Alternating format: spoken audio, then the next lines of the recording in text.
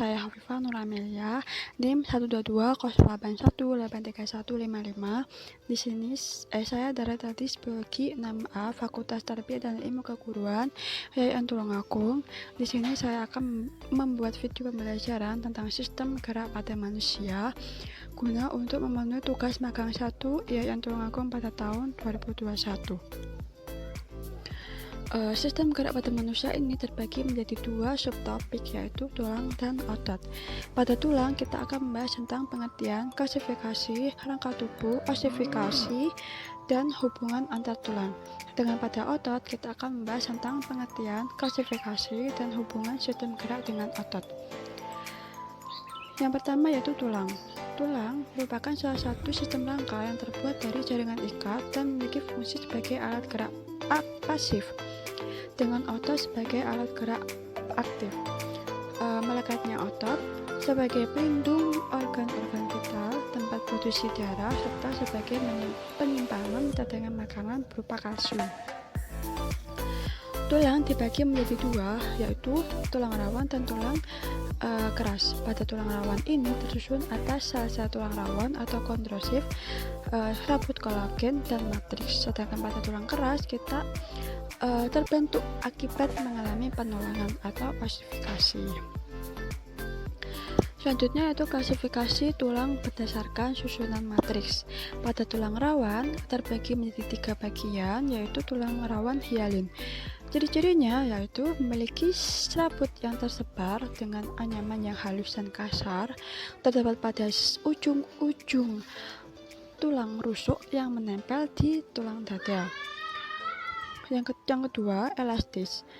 Ciri-cirinya yaitu susunan matriksnya tidak sehalus dan serapat tulang hialin, terdapat di daun telinga dan laring serta epiglotis. Yang ketiga, fibrosa. Ciri-cirinya yaitu matriksnya tersusun atas, kasar dan tidak beraturan, terdapat di cakram antar tulang belakang dan sifisis pubis atau tautan antar tulang kemaluan. Pada tulang keras atau osteon terbagi menjadi 3 macam pula, yaitu yang pertama tulang pipa. Tulang pipa ini memiliki ciri-ciri berbentuk panjang dan berongga seperti pipa. Kemudian terdapat pada tulang pengumpil, tulang hasta, tulang betis, tulang kering. Tulang ini terdiri dari diafisis atau badan dan di epifisis atau ekor. Yang kedua yaitu tulang pendek.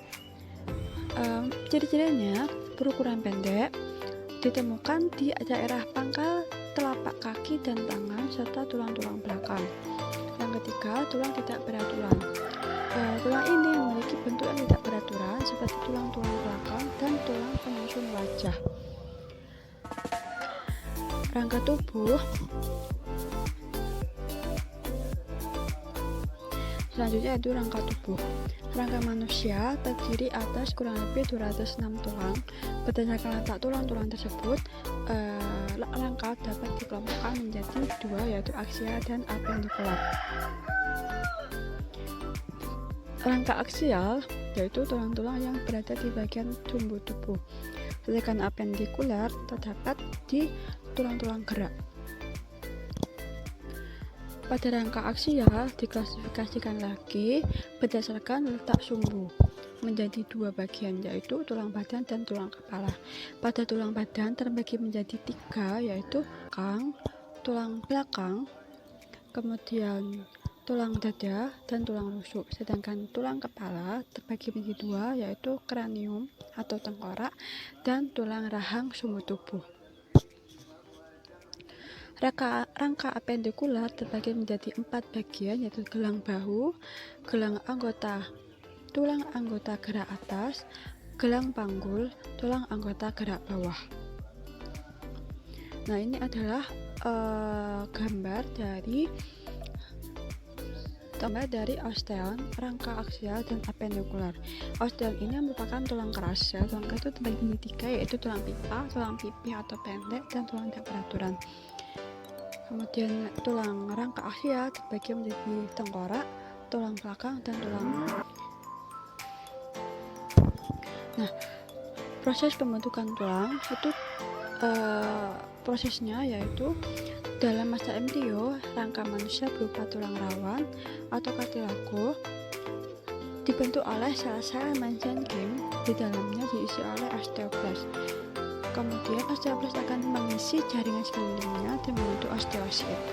Di dalam sel-sel tersebut terdapat sel-sel osteoklas yang berfungsi untuk menyerap sel tulang yang sudah rusak dan dihancurkan. Adanya aktivitas osteoklas ini akan menyebabkan tulang membentuk rongga, sedangkan osteosit akan tumbuh ke arah luar. Osifikasi atau proses pembentukan tulang terbagi menjadi dua, yaitu intramembranosa dan intracartilaginosa. Selanjutnya adalah hubungan antar tulang. Terbagi menjadi tiga, yaitu sinatrosis, amfitrosis, dan diatrosis. Sinatrosis ini merupakan hubungan tulang yang tidak memungkinkan adanya pergerakan sama sekali. Contohnya adalah tulang tengkorak.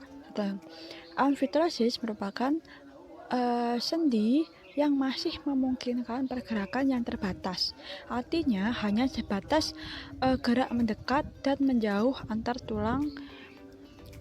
Kemudian kedua tulang tersebut akan dilapisi oleh tulang rawan hialin. Contoh tulang ini adalah hubungan antar tulang belakang. Yang ketiga yaitu persendian diatosis atau tulang diatosis. Tulang diatosis ini terbagi menjadi 6 bagian, yaitu sendi peluru, sendi putar, sendi engsel, sendi elipsoid, sendi pelana, dan sendi peluncur. Selanjutnya yaitu alat gerak aktif otot. Otot biasanya dikenal dengan sebutan daging, yang merupakan alat gerak aktif karena dapat menggerakkan angka. Tidak hanya itu, otot juga menggerakkan organ-organ tertentu dalam tubuh seperti jantung, usus, dan lambung. Otot memiliki 3 karakteristik, yaitu yang pertama kontraksibilitas, kemampuan otot untuk memendek. Ekstensibilitas yaitu kemampuan otot untuk menunjang melebihi ukuran semula, dan selanjutnya yaitu elastisitas, yaitu kemampuan otot untuk kembali ke bentuk semula setelah mengalami pemanjangan dan pemendekan. Klasifikasi otot terbagi menjadi 3, yaitu otot lurik, polos, dan jantung. Otot lurik ini adalah otot yang menempel pada rangka, memiliki sel berbentuk silindris, memiliki banyak inti sel. Kerja otot dikendalikan oleh sistem saraf dan disadari. Kemudian yang kedua, otot polos terdapat di organ-organ dalam, memiliki satu inti. Kemudian otot polos ini bentuknya menyerupai gelendong, kemudian tidak dikendalikan oleh sistem saraf pusat, bekerja di luar kesadaran, dan memiliki gerak lambat dan lama ketika terkena rangsangan. Yang ketiga, jantung. Hampir mirip dengan struktur otot lurik, memiliki percabangan, hanya saja otot jantung ini memiliki percabangan di serabut-serabut ototnya. Kemudian otot jantung juga menggerakkan jantung melalui saraf otonom. Sel otot jantung ini bekerja di luar kesadaran. Nah, ini adalah seputar otot. Kumpulan otot dibungkus oleh seludang jaringan ikat disebut dengan fascia superficialis. Kumpulan otot ini terdiri atas kumpulan yang lebih kecil diseludangi oleh fascia profia. Sel otot dibungkus oleh membran sel sarkolema dan terdiri atas myofibril, terdiri atas filamen tipis dan filamen tebal. Filamen tipis terdiri dari aktin, troponin, dan tropomyosin yang merupakan molekul protein.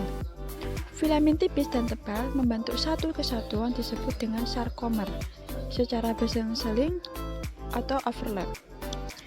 Sarkomer akan bergabung dengan sarkomer sebelahnya pada bagian filamen tipis disebut dengan daerah Z. garis Z dan garis Z. Garis Z ini dengan filamen tipis yang memberi kesan terang disebut dengan pita 1. Kemudian sarkomer bagian tengah disebut dengan garis M. Filamen tebal yang tidak tumpang tindih oleh filamen tipis pada otot berkontraksi disebut dengan garis H. Sedangkan filamen tebal yang tumpah tindih dengan sebagian filamen tipis disebut dengan pita A. Selanjutnya adalah hubungan antar tulang dan sendi. Terbagi menjadi gerak antagonis dan gerak sinergit. Gerak antagonis ini terjadi jika sebagian atau sebuah otot yang melekat pada tulang yang sama berkontraksi. Yang pertama adalah flexor dan ekstensor, menekukkan dan meneruskan, terdapat pada siku tulang, pada tangan atau pada kaki. Kemudian abduktor dan adduktor, menjauhkan dan mendekatkan. Depressor elevator, menurunkan dan menaikkan. Kemudian supinator dan pronator, menengadah dan menelungkupkan. Nah, selanjutnya gerak sinergis, yaitu gerakan ini terjadi jika sekelompok atau pasangan berelaksasi dalam waktu yang bersamaan dan mengakibatkan satu gerakan bagian tubuh. Contohnya yaitu otot pada punggung dan otot leher. Gerak pada otot melekat pada tulang dengan jaringan kuat disebut dengan tendon. Tendon yang melekat dan diam saat berkontraksi disebut dengan urigo. Tendon yang melekat dan bergerak disebut dengan inersi. Jaringan ikat dibungkus oleh sendi atau ligamen agar tidak terurai. Selanjutnya adalah mekanisme kontraksi otot. Yang pertama, kontraksi dipicu oleh potensial aksi dari sinaps sel saraf yang menyebabkan pelepasan ion kalsium oleh retikulum sarkoplasma. Pelepasan ini menyebabkan terbentuknya protein regulator, yaitu tropomyosin dan troponin. Terjadi ikatan cross-bridge antara kepala myosin dan filamen aktin. Pengikatan ini dibutuhkan energi dari pemecahan ATP menjadi ADP. Kemudian, untuk menunjang pergerakan otot yang lebih keras dan lama, mitokondria pada sel otot lebih banyak memerlukan oksigen dan glukosa. Oleh karena itu, detak jantung dan nafas lebih cepat serta prosesnya membutuhkan yang lama. Oleh karena itu, bisa digunakan untuk memecah glukogen terdapat pada otot menjadi glukosa dan asam laktat dan untuk mempercepat pembentukan energi. Umumnya, respirasi sel membutuhkan oksigen. Namun, pemecahan glikogen ini dapat terjadi tanpa oksigen, yaitu dengan fermentasi asam laktat. Gangguan dan kelainan pada sistem gerak. Kelainan dan gangguan pada tulang itu kekurangan vitamin D. Hal ini terjadi akibat tubuh kekurangan sinar matahari yang menyebabkan bentuk pada kaki X dan O atau rakitis. Kemudian osteoporosis, yaitu keadaan tulang yang lunak atau rapuh. Kemudian mikrosepalus, yaitu kelainan pada bayi yang lebih kecil atau tidak proporsional. Kemudian terkilir, terjadi akibat ligamen yang membungkus persendian itu terurai sehingga sendinya bergeser. Kemudian kelainan pada tulang belakang. Nah, kebiasaan duduk yang salah terdapat bagi 3, yaitu lordosis jika bagian leher dan panggul menjorok ke depan, kifosis jika posisi panggung dan panggul menjorok ke belakang, skoliosis jika punggung membengkok ke samping. Artritis, gangguan pada persendian, terbagi menjadi 4, yaitu artritis gout, osteoartritis, artritis ekskudatif, dan artritis Sika. Gangguan dan kelainan pada otot yaitu atrofi, distrofi, dan hemia. Atrofi ini keadaan otot sangat kecil sehingga tidak mampu berkontraksi. Distrofi mirip dengan astrofi, namun penderita distrofi ini mengalami otot yang mengecil dan tidak dapat berfungsi normal. Namun, distrofi ini terjadi pada kelainan sejak lahir atau genetis. Hemia disebabkan oleh selaput peritoneal yang membatasi rongga perut melemah sehingga tidak mampu menyangga usus. Nah, teknologi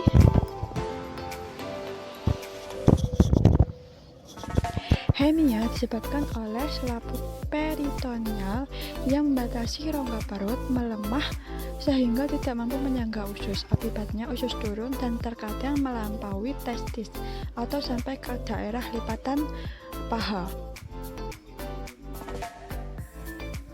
Selanjutnya yaitu teknologi dan sistem gerak. Teknologi ini akan membantu manusia yang menderita kelainan dan gangguan sistem gerak. Contohnya yaitu tangan palsu yang bermanfaat untuk menunjang tangan orang-orang yang cacat. Kemudian kaki palsu juga sangat bermanfaat bagi orang yang menderita patah tulang atau kelainan pada kaki. Kemudian pada penderita artritis juga dapat dibantu dengan teknologi sendi buatan. Nah, terima kasih sudah menonton atau menyimak video pembelajaran hari ini. Semoga bermanfaat. Apabila ada salah kata dalam menjelaskan, saya mohon maaf. Wassalamualaikum warahmatullahi wabarakatuh.